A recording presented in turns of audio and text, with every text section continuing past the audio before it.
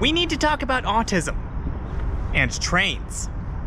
There is, in the popular imagination, a bit of a connection between autism and trains. There is a bit of a stereotype that if you are autistic, you must inherently like trains. That is two-dimensional and inaccurate. There is also a stereotype that if you like trains, you must have autism. That is also two-dimensional and inaccurate. But if you hang around in railfan circles, you will probably run into people with autism, which makes you think, maybe there is some kind of link between autism and trains. Before we go too deep, we should probably define what autism is. Per the Autism Self-Advocacy Network, autism is a developmental disability that affects how individuals experience the world. Autistic people may think and process differently. They may have greater attention to detail, may focus deeply on specific things, may struggle with executive functioning or being in tune with their body, and may take extra time to process things. They may prefer routine and sameness in different areas of life, and struggle with changes or surprise. They may be more sensitive to light, sound, and motion, and may either seek or avoid these sensations, or both. They may enjoy repetitive motions to self-soothe, such as playing with a fidget or walking back and forth. They may have difficulty coordinating their movements or their speech.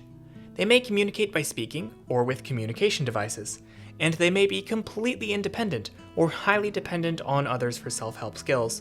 Autism sometimes presents by itself, and other times it presents alongside other conditions, such as ADHD, intellectual disability, or physical disability.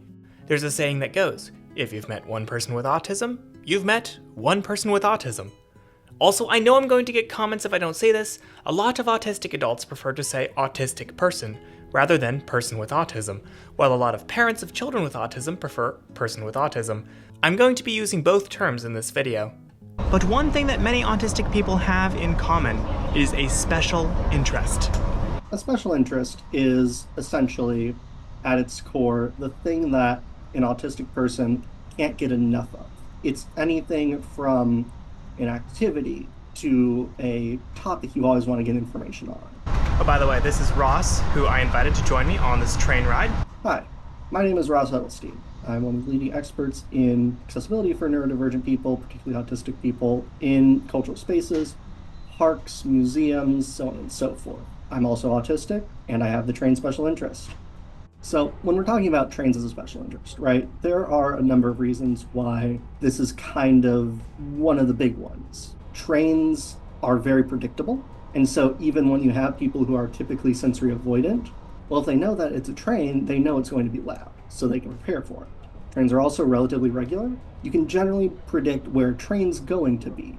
There's also anything from high-level systems, interests, things like the entire history of Pennsylvania Railroad being someone's special interest, to I know everything about this one type of locomotive. Okay, but you might be asking, aren't there a bunch of other interests that would also have those qualities? Well, Ross's theory has something to do with a little blue tank engine.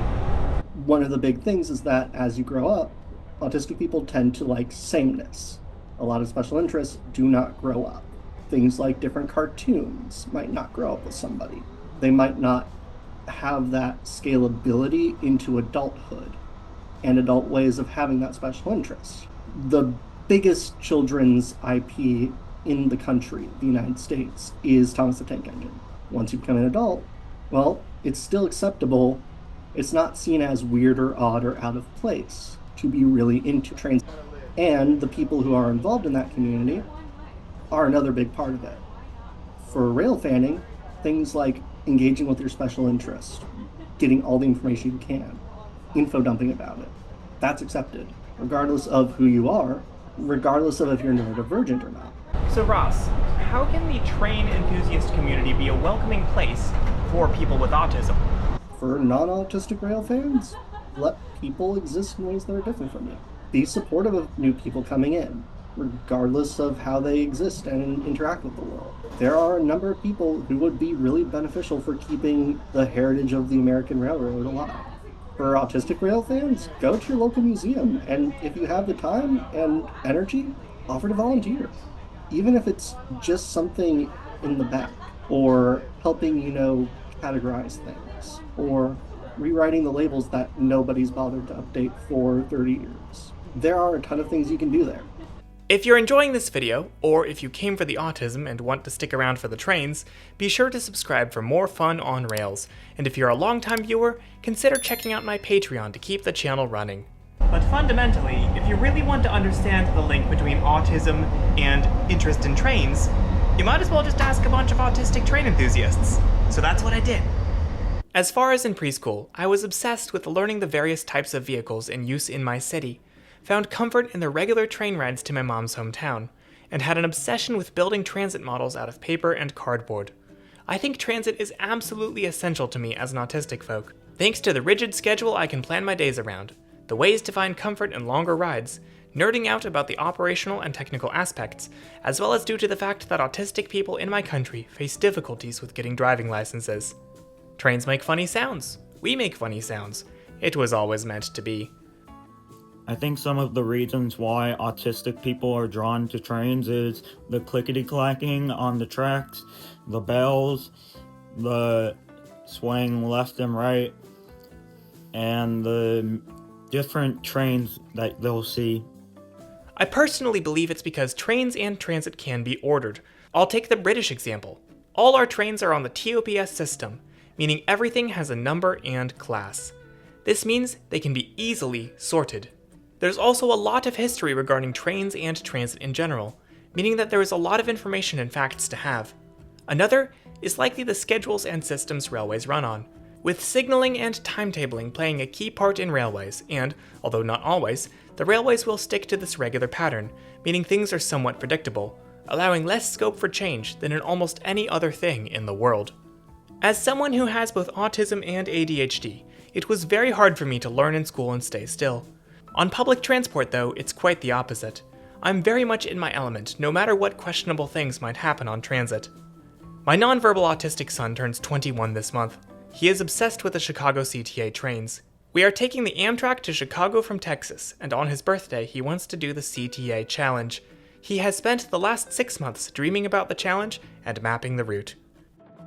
Well, as somebody with autism, I love the fact that our buses run on a schedule and a fixed route, and that they're dependable and predictable. I've never done well in crowds, but trains and railway stations have somehow always been an exception. I feel a sense of peace on trains, which I almost never feel in any other public setting. I've been into trains for a lot of my life. I've had a lot of special interests, but trains have definitely been one of the more enduring ones. I personally think I'm really attracted to it for the lore. All my other special interests are things that have a lot of lore. There's a lot of things I can learn about.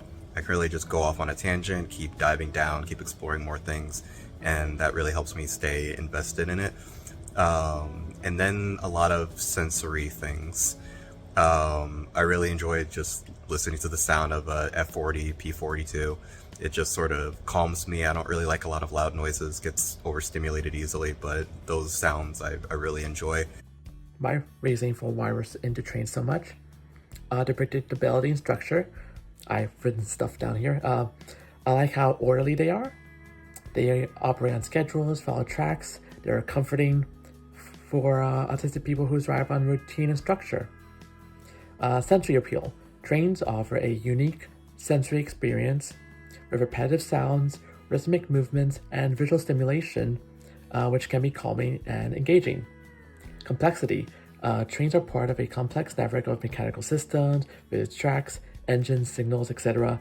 And for autistic people, we have a keen interest in wanting to know more and memorize all the cool, intricate details. I found that it helps to grow up around them, whether it's watching shows like Thomas the Tank Engine, the Train and Bus episode of Mighty Machines, or reruns of Mr. Rogers' Neighborhood with the trolley. I really appreciated hearing from everyone who submitted to this video, and while I unfortunately wasn't able to include everyone's material in the video, I'd highly encourage all of you to check out the Autism Stories channel on my Discord, as well as the comments section of the community post linked below for everyone's contributions. Going through everyone's entries, I definitely noticed a few common themes that helped me better understand the link between autism and liking trains. You guys, the autistic enthusiasts in my comments, regularly said that the variety of equipment you encountered when researching or riding trains was especially appealing to you. This also led into a general love of railroad systems and categorization, which is similar to what the Autism Self-Advocacy Network says about autistic people often having strong interests and attention to detail. There's a lot of broad and specific railroad information out there to study, enjoy, and explore. And the third top theme was rigidity, predictability, and schedule. Trains coming at set times, operating in an expected way, with less of the changes or surprises that ASAN says many autistic people struggle with. Quick editorial note, this is part of why transit operators need to do a good job of explaining disruptions in their schedules. Some of you guys also said that the sights, sounds, and sensation of travel by train were a big draw as well, in keeping with the theme of seeking sensory input we talked about earlier, and a few of you spoke about how transit is preferable to the stress of driving while autistic. Of course, broad categorizations aside, everyone's story that they shared was unique, and everyone, neurodivergent or not, comes to this hobby for their own unique reasons. So in the end, perhaps it's best to conclude that if you've met one train enthusiast with autism, you've met one train enthusiast with autism. Thank you so much for watching. Be sure to subscribe if you have not already. Huge thank you to Ross and everyone for participating in this video, and I'll see you in next week's video.